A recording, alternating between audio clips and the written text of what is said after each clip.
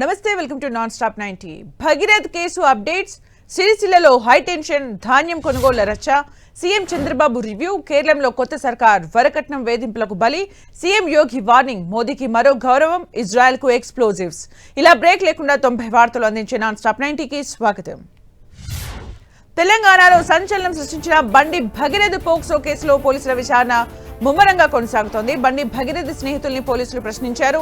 అసలు ఘటన జరిగిన రోజు ఫామ్ హౌస్ లో ఏం జరిగిందనే దానిపై ఆరా తీశారు.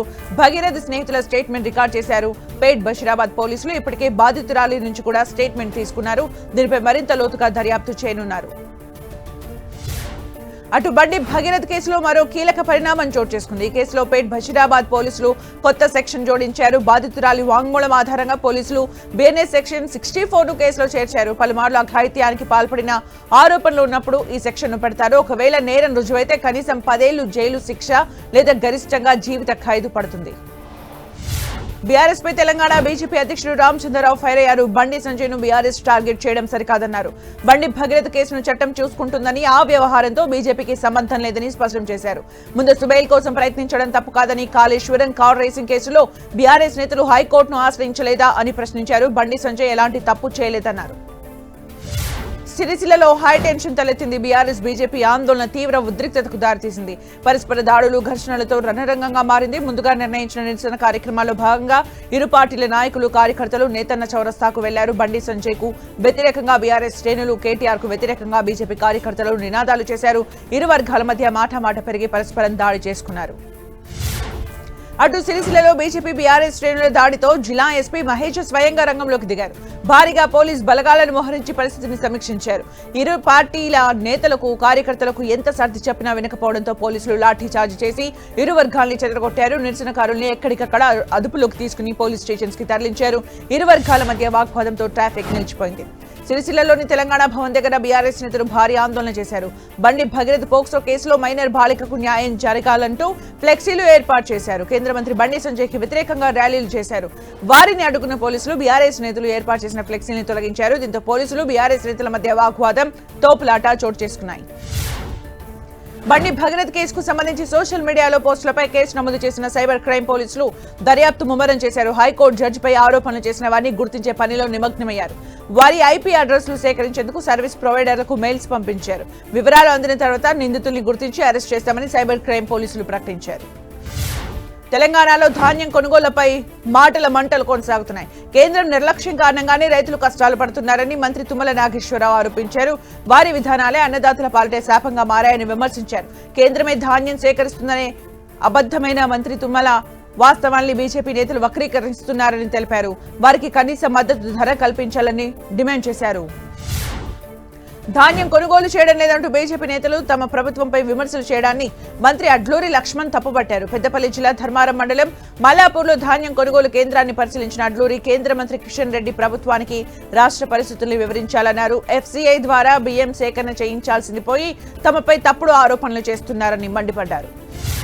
కాంగ్రెస్ ప్రభుత్వం రైతుల్ని దోపిడీ చేస్తుందని విమర్శించారు మాజీ మంత్రి జగదీష్ రెడ్డి. ధాన్యం కొనుగోలు జాప్యంపై నల్గొండ జిల్లాలో బీఆర్ఎస్ చేపట్టిన రైతు ధర్నాలో పాల్గొన్నారు.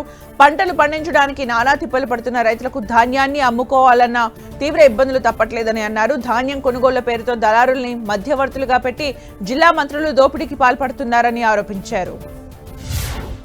ధాన్యాన్ని తక్షణమే కొనుగోలు చేయాలని మాజీ మంత్రి సబితా ఇంద్రారెడ్డి డిమాండ్ చేశారు. వికారాబాద్ జిల్లా కొడంగల్లోని దౌలతాబాద్ మండలంలో ధర్నా నిర్వహించారు.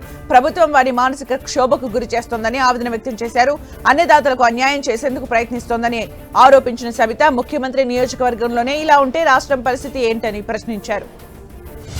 రైతన్నలు 6 గాలం కష్టపడి పండించిన పంటల్ని కొనేందుకు కాంగ్రెస్ ప్రభుత్వానికి మనసు రావడం లేదని విమర్శించారు. తెలంగాణ రక్షణ సేన చీఫ్ కవిత ధాన్యం, మక్కలు సహా ఇతర పంటలు కొనుగోలు చేయకపోవడంతో అన్నదాతలు నష్టపోతున్నారని తెలిపారు. ఓవైపు అకాల వర్షాలు, మరోవైపు సర్కార్ నిర్లక్ష్యం కర్షకులను నిండా ముంచుతున్నాయని వ్యాఖ్యానించారు కవిత. తెలంగాణ రక్షణ సేన పార్టీ సరికొత్త కార్యాచరణకు శ్రీకారం చుట్టింది. రాష్ట్రంలో ఒకే రకమైన మోడల్లో పార్టీ జెండా గద్దెలను నిర్మించబోతున్నట్లు బీఆర్ఎస్ అధినేత్రి కల్వకుంట్ల కవిత తెలిపారు. బంజారాహిల్స్ లోని పార్టీ కార్యాలయంలో నిర్వహించిన రాష్ట్ర జనరల్ బాడీ సమావేశంలో ఆమె జెండా గద్దెల అధికారిక మోడల్ను ఆవిష్కరించారు. తెలంగాణ క్రికెట్ అసోసియేషన్ కార్యదర్శి గురువారెడ్డి సంచలన వ్యాఖ్యలు చేశారు. కాంట్రవర్సీలకు మారుపేరుగా హెచ్సీఏ నిలిచిపోయిందని విమర్శించారు. 2004 నుంచి హెచ్సీఏలో అక్రమాలు జరుగుతున్నాయని, దీనిపై సీఏడీ విచారణ కూడా జరుగుతోందన్నారు. అమర్నాథ్ను అక్రమంగా హెచ్సీఏ అధ్యక్షుడిగా నియమించారని, వెంటనే ఎన్నికను రద్దు చేయాలని డిమాండ్ చేశారు గురువారెడ్డి. కేబీఆర్ పార్క్ చుట్టూ జీహెచ్ఎంసీ చేపట్టిన ప్రతిష్టాత్మక గ్రేట్ సెపరేటెడ్ కారిడార్ ప్రాజెక్టుకు ఆరంభంలోనే బ్రేక్ పడింది. ఫ్లైఓవర్ నిర్మాణం కోసం కేబీఆర్ పార్క్ వంటి పర్యావరణ సున్నిత ప్రాంతంలో చెట్ల నరికివేతపై సుప్రీంకోర్టు స్టే విధించింది. కేబీఆర్ పార్క్ చుట్టూ 25 నుంచి 35 మీటర్ల ఏకో సెన్సిటివ్ జోన్లో చెట్ల నరికివేత తక్షణమే నిలిపివేయాలని రాష్ట్ర ప్రభుత్వానికి సుప్రీంకోర్టు నోటీసులు జారీ చేసింది. భానుడి భగభగలతో అల్లాడుతున్న ప్రజలకు హైదరాబాద్ వాతావరణ కేంద్రం చల్లటి కబురు చెప్పింది. మంగళ బుధవారం 2 రోజుల పాటు పలు చోట్ల వానలు కురుస్తాయని అధికారులు తెలిపారు. ఉరుములు, మెరుపులు, ఈదురు గాలులతో కూడిన తేలికపాటి నుంచి మోస్తరు వర్షాలు కురిసే అవకాశం ఉందని చెప్పారు. నీటి పారుదల ప్రాజెక్టులు గడువులోగా పూర్తి చేయాలని సీఎం చంద్రబాబు అధికారుల్ని ఆదేశించారు. పోలవరం సహా సాగునీటి ప్రాజెక్టులపై సీఎం సమీక్ష నిర్వహించారు. నీటి నిర్వహణలో సాగునీటి సంఘాలతో పాటు ప్రజల్ని కూడా భాగస్వాముల్ని చేసేలా చర్యలు చేపట్టాలని సీఎం దిశానిర్దేశం చేశారు. భూగర్భ జలాల్ని సద్వినియోగం చేసుకునేలా స్వల్ప, మధ్య, దీర్ఘకాలిక ప్రణాళికల్ని సిద్ధం చేయాలని ఆదేశించారు. సీఎం చంద్రబాబు నెల్లూరు జిల్లాలో మంగళవారం పర్యటించనున్నారు. కావలి మండలం తుమ్మలపెంటలో మత్స్యకారుల సేవలో కార్యక్రమాన్ని ప్రారంభించనున్నారు. వేట నిషేధ సమయంలో మత్స్యకారులకు 20,000 చొప్పున సాయం చేస్తోంది ప్రభుత్వం. రాష్ట్ర వ్యాప్తంగా 2,64,00,000 రూపాయల నిధుల్ని మత్స్యకారుల అకౌంట్స్ లో జమ చేయనున్నారు. సీఎం చంద్రబాబు టూర్ నేపథ్యంలో భారీ ఏర్పాట్లు చేశారు. రానున్న 2 ఏళ్లలో ప్రతి ఇంటికి స్వచ్ఛమైన నీటిని అందిస్తామని మంత్రి నారాయణ తెలిపారు. నెల్లూరులో మంచినీటి ట్యాంక్ పనులకు భూమి పూజ చేసిన నారాయణ రాష్ట్రంలో 14,000 కోట్లతో అమృత్ పథకం కింద పనులు జరుగుతున్నాయని చెప్పారు. గత పాలకులు రాష్ట్ర ఆర్థిక పరిస్థితిని గందరగోళం చేసి వెళ్లారని ఆరోపించారు. ఆర్థిక పరిస్థితి అంతంత మాత్రంగా ఉన్నా కూటమి ప్రభుత్వం అభివృద్ధిలో రాజీ పడట్లేదన్నారు. ఏపీలో త్వరలోనే ఎస్ఐఆర్ ప్రక్రియ ప్రారంభం కానుండటంతో వైసీపీ నేతలు కీలక సమావేశం నిర్వహించారు. జూన్ 15 నుంచి ఇంటింటి సర్వే ప్రారంభమవుతుండగా బూత్ ఏజెంట్లు కీలక పాత్ర పోషించాలని కార్యకర్తలకు సూచించారు. వైసీపీ నేత సజ్జల రామకృష్ణారెడ్డి ఎస్ఐఆర్లో ఎలాంటి అవకతవకలు జరగకుండా చూసుకోవాలన్నారు. బీఎల్ఓ, బీఎల్ఏలు సమన్వయంతో పనిచేస్తే ఎస్ఐఆర్ సక్రమంగా జరుగుతుందన్నారు. కూటమి సర్కార్పై మాజీ మంత్రి నారాయణ ఫైర్ అయ్యారు. వైసీపీ సోషల్ మీడియా అంటే చంద్రబాబుకు చెమటలు పడుతున్నాయని ఆరోపించారు. అమరావతి పేరుతో జరుగుతున్న అక్రమాలపై మాట్లాడితే తప్ప అని ప్రశ్నించారు. పోలీసులు నేరుగా ట్విట్టర్ కు లేఖలు రాసి పోస్టింగ్లు తొలగించేలా ఒత్తిడి తెస్తున్నారని చెప్పారు. తన వీడియోలన్నీ ఎందుకు డిలీట్ చేయిస్తున్నారని క్వశ్చన్ చేశారు పేర్ని నాని. ఇంధన ధరల పెంపును నిరసిస్తూ ఏపీ వ్యాప్తంగా వైసీపీ ఆందోళన చేపట్టింది. రాష్ట్ర వ్యాప్తంగా అన్ని నియోజకవర్గ కేంద్రాల్లో నిరసనలు తెలిపారు. విజయనగరం జిల్లా చీపురుపల్లిలో నిర్వహించిన ధర్నాలో మాజీ మంత్రి బొత్స సత్యనారాయణ పాల్గొన్నారు. కూటమి ప్రభుత్వం ప్రజల్ని నిలువునా దోచుకుంటోందని ఆరోపించారు. సంపద సృష్టిస్తామని చెప్పి ప్రజల్ని దోచేస్తున్నారని విమర్శించారు. గుంటూరులోనూ మాజీ మంత్రి అంబటి రాంబాబు నేతృత్వంలో శాంతియుత ఆందోళన నిర్వహించారు. ఇందులో వైసీపీ కార్యకర్తలు భారీగా పాల్గొన్నారు. అన్ని రాష్ట్రాలతో పోలిస్తే ఏపీలోనే పెట్రోల్, డీజిల్ ధరలు అధికంగా ఉన్నాయని అంబటి ఆరోపించారు. ఇదేనా సంపద సృష్టి, సుపరిపాలన అంటూ వ్యంగ్యాస్త్రాలు సంధించారు. రాష్ట్రంలో కమిషన్ల పాలన నడుస్తోందని ఆరోపించారు. కేరళం రాజకీయాల్లో సరికొత్త శకం ప్రారంభమైంది. రాష్ట్రంలో కాంగ్రెస్ నేతృత్వంలోని యునైటెడ్ డెమోక్రటిక్ ఫ్రంట్ కూటమి కొత్త ప్రభుత్వాన్ని ఏర్పాటు చేసింది. తిరువనంతపురంలోని సెంట్రల్ స్టేడియంలో అత్యంత వైభవంగా జరిగిన వేడుకలో కేరళం నూతన సీఎంగా వీడి సతీశన్ ప్రమాణ స్వీకారం చేశారు. ఆయన చేత కేరళ గవర్నర్ రాజేంద్ర విశ్వనాథ్ ఆర్లేకర్ పదవి ప్రమాణ స్వీకారం చేయించారు. అటు కేరళ ముఖ్యమంత్రి వీడి సతీశన్తో పాటు ఒకేసారి పూర్తి స్థాయి మంత్రివర్గం కూడా కొలువుదీరింది. సీఎంతో కలిపి మొత్తం 20 మంది మంత్రులుగా ప్రమాణ స్వీకారం చేశారు. కేరళం సీఎం ప్రమాణ స్వీకారోత్సవంలో కాంగ్రెస్ అగ్రనేతలు పాల్గొన్నారు. ఏఐసీసీ అధ్యక్షుడు మల్లికార్జున ఖర్గే, కాంగ్రెస్ అగ్రనేతలు రాహుల్ గాంధీ, ప్రియాంక గాంధీ పాల్గొన్నారు. కర్ణాటక ముఖ్యమంత్రి Siddaramaiah, deputy CM DK Shivakumar, Telangana CM Revanth Reddy, deputy CM Bhatti Vikramarka హాజరై నూతన ప్రభుత్వానికి శుభాకాంక్షలు తెలిపారు. కేరళంలో ప్రభుత్వం ఏర్పాటైన కొద్ది గంటలకే తొలి కేబినెట్ సమావేశం నిర్వహించారు. ఇందులో కీలక నిర్ణయాలు తీసుకున్నారు. జూన్ 15 నుంచి కేఎస్ఆర్టీసీ బస్సుల్లో ఉచిత ప్రయాణం అందిస్తామని సీఎం సతీశన్ తెలిపారు. వృద్ధుల కోసం ఒక కొత్త వెల్ఫేర్ స్కీమ్ ను ఏర్పాటు చేస్తున్నామని చెప్పారు. ఆశా కార్యకర్తలకు చెల్లించే మొత్తాన్ని 3,000కు పెంచాలని కేరళం కేబినెట్ నిర్ణయించింది. ఉత్తరప్రదేశ్లోని నోయిడాలో దారుణం జరిగింది. వరకట్న వేధింపులు భరించలేక 24 ఏళ్ల వివాహిత బలవన్మరణానికి పాల్పడింది. జల్పురాకు చెందిన ట్విషా శర్మకు హృతిక్ అనే వ్యక్తితో ఏడాది క్రితం వివాహం జరిగింది. పెళ్లైన తర్వాత భర్త, అతడి కుటుంబ సభ్యులు దీపికను తీవ్ర వేధింపులకు గురి చేసినట్లు పోలీసులు తెలిపారు. దీంతో బిల్డింగ్ పై నుంచి దూకి ఆమె బలవన్మరణానికి పాల్పడిందన్నారు. అటు ట్విషా మృతి పట్ల ఆమె కుటుంబ సభ్యులు అనుమానం వ్యక్తం చేస్తున్నారు. తన కుమార్తె ఆత్మహత్య చేసుకునేంత పిరికిది కాదని, ఆమె మృతదేహంపై తీవ్ర గాయాలున్నాయని తండ్రి చెప్పాడు. తమకు సాధ్యమైనంత వారికి అప్పజెప్పామని, కానీ వారు మాత్రం ట్విషాను వేధించారని ఆవేదన వ్యక్తం చేశారు. మృతి కుటుంబ సభ్యుల్ని ఎన్కౌంటర్ చేయాలని ఆయన డిమాండ్ చేశారు. హైదరాబాద్ లోని నిమ్స్ లో ఒప్పంద ఉద్యోగిపై కేసు నమోదైంది. కిడ్నీ మార్పిడి పేరుతో డయాలసిస్ రోగుల నుంచి డబ్బులు వసూలు చేసిన నాగరాజుపై పంజాగుట్ట పోలీస్ స్టేషన్ లో కేసు నమోదు చేశారు. డయాలసిస్ కు వచ్చిన మహమ్మద్ సబీర్ కు నెల రోజుల్లో కిడ్నీ మార్పిడి ఏర్పాటు చేస్తానని చెప్పి 1,50,000 తీసుకున్నాడు. దీనిపై అతడి మీద కేసు పెట్టారు. మొయినాబాద్ జంట హత్య కేసులో తవ్వే కొద్దీ సంచలన విషయాలు వెలుగులోకి వస్తున్నాయి. అప్పు తిరిగి ఇవ్వమన్నందుకే 2 వృద్ధ మహిళల్ని కరీమాభి దంపతులు చంపేశారు. మరో 6గురిని కూడా ఇదే స్టైల్లో చంపాలని ప్లాన్ చేశారు. అప్పులు తీసుకోవడం, తిరిగి ఇవ్వమని అడిగితే ఫామ్ హౌస్ కు పిలిచి గుట్టు చప్పుడు కాకుండా మట్టు పెట్టడానికి ప్లాన్ వేసినట్లు పోలీసులు గుర్తించారు. పెద్దపల్లి జిల్లా గోదావరి ఖనిలో పట్టపగలే చైన్ స్నాచింగ్ కలకలం రేపింది. తిలక్ నగర్ డౌన్ ఏరియాలో ఒంటరిగా వెళ్తున్న ఓ మహిళ మెడలోంచి బైక్ పై వచ్చిన దుండగుడు బంగారు గొలుసును లాక్కుని పారిపోయాడు. ఆమె దొంగను వెంబడించినప్పటికీ ఫలితం లేకపోయింది. దీంతో ఆమె పోలీసులకు ఫిర్యాదు చేశారు. సీసీ ఫుటేజ్ ను పరిశీలించిన పోలీసులు నిందితుడి ఫోటోను విడుదల చేశారు. పెద్దపల్లి జిల్లాలో అనుమతి లేకుండా ఇసుక రవాణా చేస్తున్న ట్రాక్టర్ బోల్తా పడి ఒకరు మృతి చెందారు. సుల్తానాబాద్ మండలం గొల్లపల్లి నుంచి ఇసుక రవాణా చేస్తూ పోలీసుల తనిఖీలకు భయపడి పారిపోయేందుకు ట్రాక్టర్ డ్రైవర్ ప్రయత్నించాడు. దీంతో ట్రాక్టర్ను పొలాల్లోకి మళ్లించడంతో పెద్ద రాయిని తాకి ఎగిరిపడ్డాడు. ట్రాక్టర్ టైర్ కింద నగిలి అక్కడికక్కడే మృతి చెందాడు. హైదరాబాద్ పాతబస్తీలోని మలక్పేట్ రైల్వే బ్రిడ్జ్ వద్ద రోడ్డు ప్రమాదం జరిగింది. ఓ ఈవీ కార్ అదుపు తప్పి డివైడర్ ను ఢీకొట్టింది. డ్రైవర్ నిద్రమత్తు వల్లే ప్రమాదం జరిగినట్లు పోలీసులు అనుమానిస్తున్నారు. ఈ ప్రమాదంలో డ్రైవర్ కు తీవ్ర గాయాలయ్యాయి. దీంతో డ్రైవర్ ను వెంటనే హాస్పిటల్ కు తరలించారు. ప్రమాదంలో ఎవరికీ ఎలాంటి ప్రాణ నష్టం జరగలేదు. దేశవ్యాప్తంగా నక్సలిజం పూర్తిగా అంతమైందని కేంద్ర మంత్రి అమిత్ షా తెలిపారు. ఛత్తీస్గఢ్ లోని బస్తర్లో పర్యటించిన అమిత్ షా ఈ ప్రాంతానికి ఇప్పుడే నిజమైన స్వేచ్ఛ వచ్చిందని తెలిపారు. బస్తర్ను పూర్తిగా అభివృద్ధి చేస్తామని, ఎలాంటి జాప్యం ఉండదని చెప్పారు. మావోయిస్టుల కారణంగా ఇప్పటికే చాలా వెనుకపడిందని వ్యాఖ్యానించారు. State bank of India, LIC వంటి బీమా సంస్థలకు కేంద్ర ప్రభుత్వం కీలక సూచనలు చేసింది. పొదుపు చర్యలు పాటించాలని పేర్కొంది. విదేశీ పర్యటనను తగ్గించుకోవాలని, ఎలక్ట్రిక్ వాహనాలకు మారాలని సర్క్యులర్ జారీ చేసింది. సమావేశాలు, సమీక్షలు, సంప్రదింపుల్ని వీలైనంత వరకు వర్చువల్ గానే నిర్వహించుకోవాలని తెలిపారు. సుప్రీంకోర్టు ప్రధాన న్యాయమూర్తి జస్టిస్ సూర్యకాంత్ కీలక సూచనలు చేశారు. అన్ని రాష్ట్రాల హైకోర్టు సీజేలు కేసుల విచారణలు సుప్రీంకోర్టు అనుసరిస్తున్న విధానాన్ని పాటించాలన్నారు. సోమ, శుక్రవారాల్లో వీడియో కాన్ఫరెన్స్ ద్వారా విచారణలు చేయాలని పేర్కొన్నారు. సుప్రీంకోర్టులోని అన్ని బెంచ్ల్లో సోమవారం వీడియో కాన్ఫరెన్స్ ద్వారా విచారణ జరిగింది. Uttar Pradesh CM Yogi Adityanath hot comment చేశారు. యూపీలో ఇకపై రోడ్ల మీద నమాజ్ చేస్తే కఠిన చర్యలు తీసుకుంటామని హెచ్చరించారు. రోడ్లను బ్లాక్ చేసి నమాజ్ చేయడం సరికాదని సూచించారు. చట్టం అందరికీ సమానమే అన్నారు. ఉత్తరప్రదేశ్లో రోడ్లపై నమాజ్ చేయరా అంటూ తనను కొందరు అడుగుతారని, అలాంటిది ఉండబోదని తాను చెప్తానన్నారు. కావాలంటే వెళ్లి చూడాలని అంటానన్నారు. తమిళనాడు సీఎం విజయ్ త్వరలోనే ఢిల్లీ పర్యటనకు వెళ్లనున్నారు. ఈ నెల 20న ఢిల్లీ హసనలో పర్యటిస్తారు.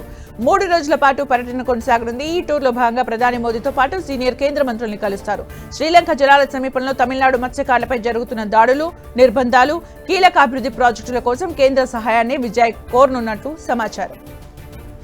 డీఎంకే సీనియర్ నేత అనితా రాధాకృష్ణన్ సంచలన వ్యాఖ్యలు చేశారు. సీఎం విజయ్ నేతృత్వంలోని టీవీకే సర్కార్ 6 నెలల్లో కూలిపోతుందని జోస్యం చెప్పారు. డీఎంకే అధ్యక్షుడు ఎంకే స్టాలిన్ మళ్లీ ముఖ్యమంత్రి అవుతారని తెలిపారు.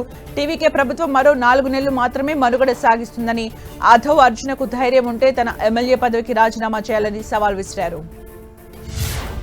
అన్నా డీఎంకేకు షాక్ తగిలింది. మాజీ మంత్రి ఎస్ సెమ్మలై పార్టీకి రాజీనామా చేశారు. జయలలిత మరణం తర్వాత పార్టీలో పెరుగుతున్న వర్గపోరు, సీనియర్లకు సరైన గుర్తింపు లేకపోవడంతో మనస్తాపం చెంది రాజీనామా నిర్ణయం తీసుకున్నట్లు ఆయన తెలిపారు. తన రాజీనామా లేఖను పార్టీ ప్రధాన కార్యదర్శి ఎడప్పాడి పళనిస్వామికి పంపారు. పశ్చిమ బెంగాల్ ప్రభుత్వం హామీల అమలుపై ఫోకస్ పెట్టింది. రెండోసారి సమావేశమైన కేబినెట్ కీలక నిర్ణయాలకు ఆమోదం తెలిపింది. జూన్ 1 నుంచి పలు పథకాలు అమలు చేయాలని నిర్ణయించారు. అన్నపూర్ణ పథకంతో పాటు అర్హులైన మహిళలకు నెలకు 3,000 రూపాయల ఆర్థిక సాయం అందించనున్నారు. ప్రభుత్వ బస్సుల్లో మహిళలకు ఉచిత ప్రయాణం కల్పిస్తారు. బెంగాల్లో ఎమ్మెల్యే కుమారుడిని పోలీసులు అరెస్ట్ చేశారు. ఎన్నికల్లో బిష్ణుపూర్ నుంచి గెలిచిన టీఎంసీ ఎమ్మెల్యే దిలీప్ మోండల్ పరారీలో ఉండగా ఆయుధాలు కలిగి ఉన్న కేసులో అతడి కుమారుడిని అదుపులోకి తీసుకున్నారు. మరో 5గురిని అరెస్ట్ చేసి ప్రశ్నిస్తున్నారు. ఆర్థియా మోడల్ నుంచి 2 పిస్తోళ్లు, 6 మొబైల్ ఫోన్స్ సీజ్ చేశారు. ఆమ్ ఆద్మీ పార్టీకి మరో షాక్ తగిలింది. జీఎస్టీ లావాదేవీలో జరిగిన భారీ మోసాలకు సంబంధించి పంజాబ్ మంత్రి సంజీవ్ అరోరాను ఈడీ అధికారులు అరెస్ట్ చేశారు. 100 కోట్ల మనీ లాండరింగ్ కేసులో భాగంగా అరెస్ట్ చేసినట్లు తెలిపారు. ఆయన్ను గురుగ్రామ్ సెషన్స్ కోర్టులో హాజరుపరచగా జ్యుడిషియల్ రిమాండ్ ఇచ్చింది. ఈ సమయంలో సంజీవ్ అరోరా తన కుటుంబ సభ్యుల్ని చూసి భావోద్వేగానికి లోనయ్యారు. ఢిల్లీలో ఆప్ నేత దీపక్ సింగ్లా ఎన్ఫోర్స్మెంట్ డైరెక్టరేట్ అధికారులు అరెస్ట్ చేశారు. బ్యాంకును మోసం చేసిన ఆరోపణల కేసులో దీపక్ సింగ్లా నివాసంలో ఈడీ తనిఖీలు చేసింది. ఆయన సన్నిహితుల ఇళ్లలోనూ ఈడీ ఏకకాలంలో సోదాలు జరిపింది. పలు కీలకమైన డాక్యుమెంట్లు స్వాధీనం చేసుకున్న ఈడీ అధికారులు సింగ్లాను అరెస్ట్ చేసినట్టు ప్రకటించారు. ఆమ్ ఆద్మీ పార్టీపై ఢిల్లీ సర్కార్ కక్ష కట్టిందని ప్రతిపక్ష నాయకురాలు అతీషి ఆరోపించారు. ఆప్ నాయకుడు దీపక్ సింగ్లా పంజాబ్లో సంజీవ్ అరోరా అరెస్టును తీవ్రంగా ఖండించారు. ఆప్ డేటాను దొంగిలించేందుకు బీజేపీ ప్రయత్నిస్తోందని ఆరోపించారు అతీషి. ఎలాంటి తప్పులు చేయకుండా ఈడీని ప్రయోగించి అక్రమ కేసుల్లో ఇరికిస్తున్నారని ఫైర్ అయ్యారు. నీట్ పేపర్ లీక్ వ్యవహారంలో సీబీఐ దర్యాప్తు ముమ్మరం చేసింది. ఈ కేసులో మరొకరిని అరెస్ట్ చేశారు. మహారాష్ట్రలోని లాతూర్లో Renukai chemistry classes founder Shivraj Raghunath ను సీబీఐ అధికారులు అరెస్ట్ చేశారు. ప్రశ్నాపత్ర లీకేజ్ దాని ఇతరులకు చేరవేసిన గ్యాంగ్ లో శివరాజ్ సభ్యుడని గుర్తించారు. అతడి ఫోన్లో లీక్ అయిన ప్రశ్నాపత్రం కనిపించినట్లు తెలుస్తోంది. సీబీఎస్ఈ కీలక నిర్ణయం తీసుకుంది. 12వ తరగతి ఫలితాలని సంబంధించి రీ ఎవాల్యుయేషన్ లేదా రీచెకింగ్ తర్వాత విద్యార్థుల మార్కులు పెరిగితే వారు చెల్లించిన ఫీజును పూర్తిగా తిరిగి చెల్లిస్తామని బోర్డు ప్రకటించింది. మార్కులు తగ్గాయని, కొన్ని సమాధానాలు సరిగా మూల్యాంకనం కాలేదని ఆరోపణలు రావడంతో సీబీఎస్ఈ ఈ నిర్ణయం తీసుకుంది. ఢిల్లీ లిక్కర్ కేసుకు సంబంధించి విచారణ మంగళవారం జరగనుంది. ఈ కేసు నుంచి జస్టిస్ స్వర్ణకాంత వర్మ తప్పుకోవడంతో జస్టిస్ మనోజ్ జైన్ విచారించనున్నారు. ఆమెకు ఆర్ఎస్ఎస్ వంటి సంస్థలతో సంబంధాలున్నాయని, కేసు విచారణ నిష్పక్షపాతంగా జరగదని కేజ్రీవాల్ సహా ఇతర నిందితులు అభ్యంతరం వ్యక్తం చేయడంతో జస్టిస్ స్వర్ణకాంత వర్మ తప్పుకున్నారు. ఢిల్లీ అల్లర్ల కేసులో జేఎన్యూ మాజీ విద్యార్థి నేతలు ఉమర్ ఖాలిద్, షర్జిల్ ఇమాంకు బెయిల్ నిరాకరిస్తూ ఇచ్చిన తీర్పుపై సుప్రీంకోర్టు తీవ్ర అభ్యంతరం వ్యక్తం చేసింది. చట్ట వ్యతిరేక కార్యకలాపాల చట్టం కేసుల విచారణలో తీవ్ర జాప్యం, విచారణకు ముందు సుదీర్ఘకాలం నిర్బంధంలో ఉంచడం వంటి సమయాల్లో బెయిల్ మంజూరు చేయొచ్చని తెలిపింది. ఈ జడ్జిమెంట్ ను ధర్మాసనం సరిగా అనుసరించలేదని వ్యాఖ్యానించింది. అహ్మదాబాద్ ఎయిర్ ఇండియా ప్రమాదం ఘటనలో మరో హృదయ విదారక విషయం వెలుగు చూసింది. విమానంలోని ప్రయాణికులను కాపాడేందుకు పైలట్ సుమిత్ సబర్వాల్ చివరి వరకు ప్రయత్నించినట్లు తెలుస్తోంది. ఆయన చనిపోయే సమయంలో విమానాన్ని నియంత్రించడానికి ఉపయోగించే స్టీరింగ్ కాళం బలంగా పట్టుకుని ఉన్నట్లు గుర్తించామని అతడి బంధువులు తెలిపారు. మహారాష్ట్రలో ఎన్నికల నకారా మోగింది. శాసన మండలిలోని 16 స్థానాలతో పాటు ఓ ఉప ఎన్నికకు షెడ్యూల్ ప్రకటించింది కేంద్ర ఎన్నికల సంఘం. మొత్తం 17 స్థానాలకు జూన్ 18న పోలింగ్ జరగనుంది. జూన్ 22న ఓట్ల లెక్కింపు చేపట్టనున్నట్లు ఈసీ తెలిపింది. ఈ ప్రకటనతో ఆయా నియోజకవర్గాల్లో ఎన్నికల కోడ్ అమల్లోకి వచ్చింది. కర్ణాటకలో మద్యం ప్రియులకు సర్కార్ సర్ప్రైజ్ ఇచ్చింది. రాష్ట్రంలో మద్యం ధరల్ని భారీగా తగ్గిస్తూ నిర్ణయం తీసుకుంది.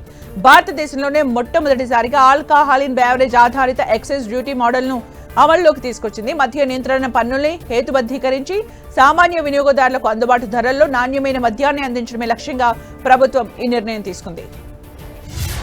తమిళనాడులో బాంబు బెదిరింపు కలకలం రేపింది. కోయంబత్తూర్ కలెక్టరేట్ బాంబు పెట్టినట్టు అగంతకుడి నుంచి ఫోన్ కాల్ వచ్చింది. దీంతో అప్రమత్తమైన అధికారులు పోలీసులకు సమాచారం ఇచ్చారు. బాంబ్ డాగ్ స్క్వాడ్ తో పోలీసులు తనిఖీలు చేపట్టారు. ముందస్తు చర్యలో భాగంగా కలెక్టరేట్లోని సిబ్బందిని పోలీసులు ఖాళీ చేయించారు. ఎయిర్ ఇండియా విమానాన్ని ఓ పక్షి ఢీకొట్టింది. బెంగళూరు నుంచి శంషాబాద్ వెళ్తుండగా ఘటన జరిగింది. 500 మీటర్ల ఎత్తులో విమానాన్ని పక్షి ఢీకొట్టినట్లు పైలట్ గుర్తించాడు. వెంటనే శంషాబాద్ ఎయిర్పోర్ట్ లో సురక్షితంగా ల్యాండ్ చేశారు.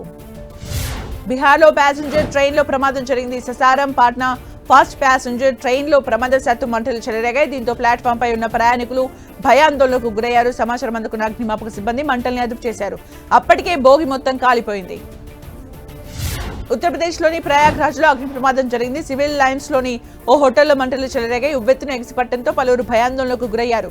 సమాచారం అందుకున్న అగ్నిమాపక సిబ్బంది ఘటనా స్థలానికి చేరుకుని మంటల్ని అదుపు చేశారు. మధ్యప్రదేశ్లోని ఇండోర్లో భారీ అగ్ని ప్రమాదం జరిగింది. ఓ గిడ్డంగిలో మంటలు చెలరేగాయి. స్థానికుల నుంచి సమాచారం అందుకున్న అగ్నిమాపక సిబ్బంది ఘటనా స్థలానికి చేరుకుని మంటల్ని అదుపులోకి తెచ్చాయి. 15 ఫైర్ ఇంజిన్స్ తో మంటల్ని అదుపులోకి తెచ్చినట్లు అగ్నిమాపక సిబ్బంది తెలిపారు. ప్రధాని మోదీ నార్వేలో పర్యటించారు. ఓస్లో ఎయిర్పోర్ట్ లో మోదీకి గ్రాండ్ వెల్కమ్ లభించింది. నార్వే ప్రధాని జోనస్ గార్ స్టోర్ స్వయంగా ఎయిర్పోర్ట్ కు వచ్చి మోదీకి స్వాగతం పలికారు. 43 ఏళ్ల తర్వాత నార్వేలో పర్యటించారు ప్రధాని. ఓస్లోని హోటల్లో కూడా ప్రధాని మోదీకి గ్రాండ్ వెల్కమ్ చెప్పారు. భారతీయ సంస్కృతి సంప్రదాయాల్ని ప్రతిబింబించేలా సంగీత, నృత్య ప్రదర్శనలు చేశారు.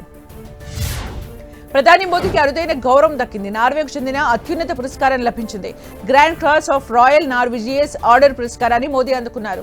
ఓస్లోలో నార్వే రాజు నుంచి ప్రధాని మోదీ పురస్కారం తీసుకున్నారు. ప్రపంచవ్యాప్తంగా ఇప్పటి వరకు 32వ ప్రధాన పురస్కారాన్ని అందుకున్నారు మోదీ. ఇది 140 కోట్ల మంది భారతీయులకు గర్వకారణమని మోడీ పేర్కొన్నారు. గ్రాండ్ క్రాస్ పురస్కారం లభించడంపై ప్రధాని మోదీ కృతజ్ఞతలు తెలిపారు.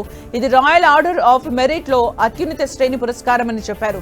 అసాధారణమైన సేవలు అందించిన వ్యక్తులకు మాత్రమే దీన్ని ప్రదానం చేస్తారని నార్వే ప్రభుత్వం పేర్కొందన్నారు. తనకు చాలా గర్వంగా ఉందన్న మోదీ ఈ గౌరవాన్ని దేశ ప్రజలకు బలమైన భారత్ నార్వే స్నేహానికి అంకితం చేస్తున్నట్లు తెలిపారు.